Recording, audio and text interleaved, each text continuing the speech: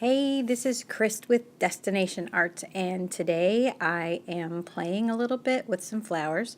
So you saw me setting up there, and then I turned off the camera and started painting and forgot to turn it back on. So I have found a watercolor journal. Yay! And so I started painting it, and I'm going to practice in that. I will practice in that for a little while.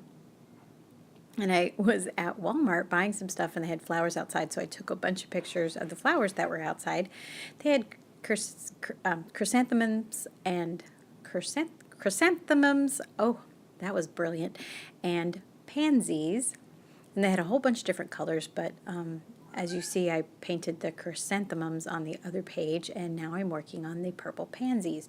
Now, I've never painted this flower in this way before. I might not have ever painted this flower. So I started with a light purple wash for the face of the flower.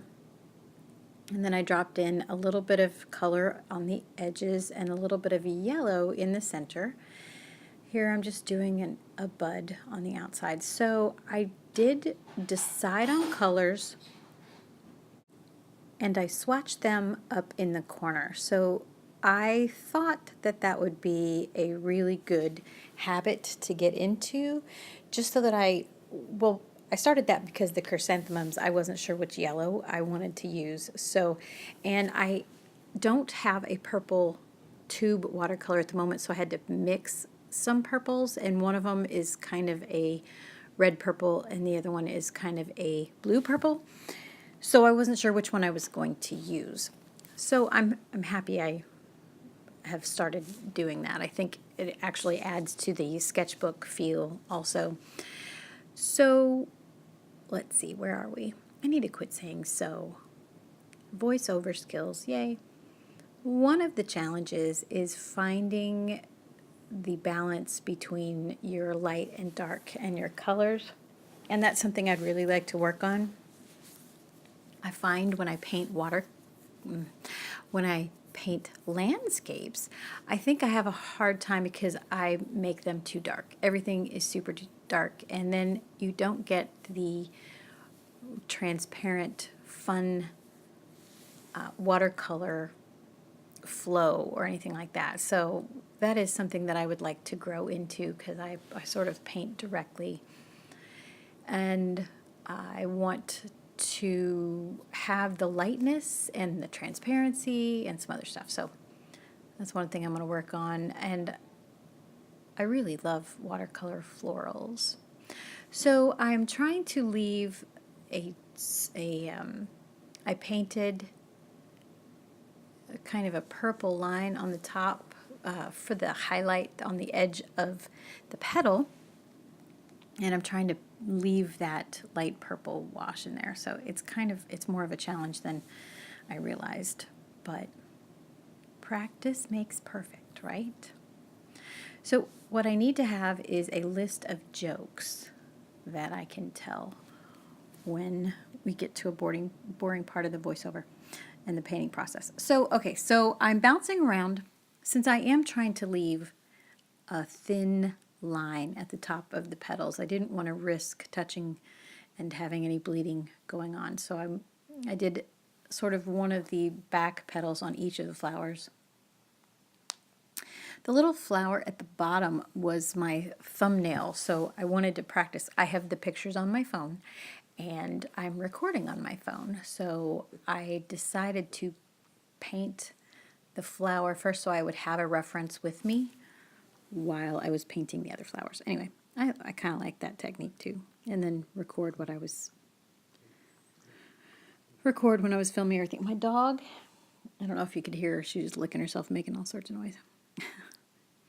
Oh, I do have a cat that shows up later on in, I think it's this painting. Okay, so I don't really like the shape of that leaf there at the top, but that's okay.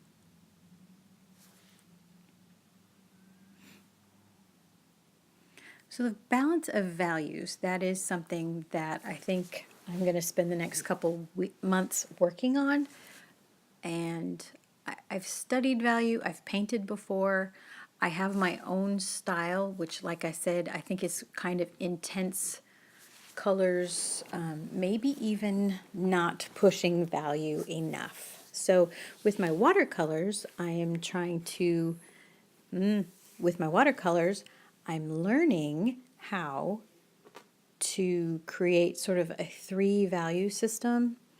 So the sky's the lightest, the background part of the landscape is the middle tones, and the foreground is the darkest tones. But so far I've only practiced on one watercolor painting with that so far. Anyway, so I'm adding a little more detail to the flowers. Then I am still trying to figure out. It's always good to turn your painting if you need to, especially when you're trying to do detailed work. It actually kind of helps you to see where the brush is and what actions I'm doing.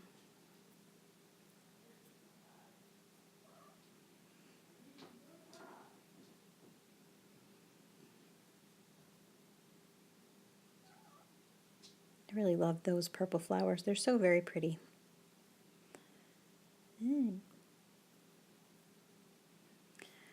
So I had mixed the kind of, olive green. I'd mixed the color and I'd ran out, and then I mixed another set, but I didn't put enough brown in it. So the new green that I made is kind of intense. I'm going to have to add some more brown to it and calm it down. So I'm adding leaves, just little leaves. I've been watching so many YouTube videos and just trying to pick up tips and techniques, and some of the people are so fabulous. I mean, it's amazing, and I can only hope that one day I will be as, even partially as good as they are. I'm seriously so amazing. So this one lady that I was watching earlier today, she has the best brushwork, and my brushwork is not as interesting as hers. So she hovers her brush over and she flicks and pulls and gets all these interesting shapes.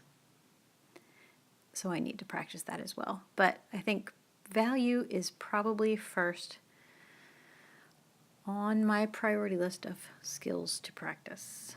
Shape and maybe tones of colors, because there we go. I started adding some purple into the green because I thought it was still just kind of intense and bright. So I added that. I think that helped.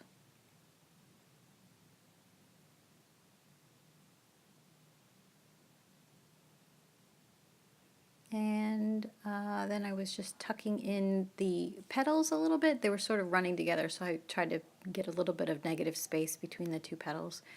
And once again, still just adding a little bit of detail.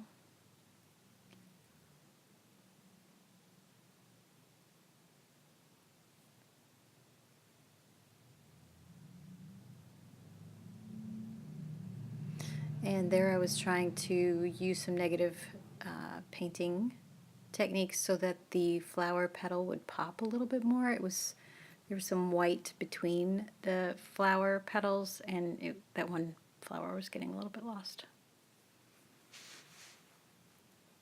So the flower on the bottom, I didn't put the purple petals on there.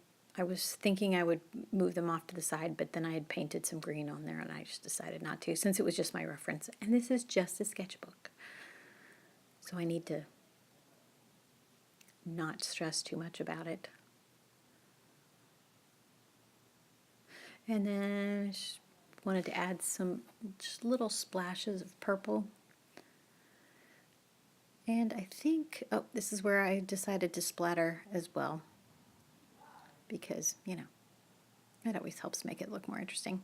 All right, well, here is my final product. Thank you for watching. Please subscribe and give me a thumbs up. Thank you. Have a fabulous day.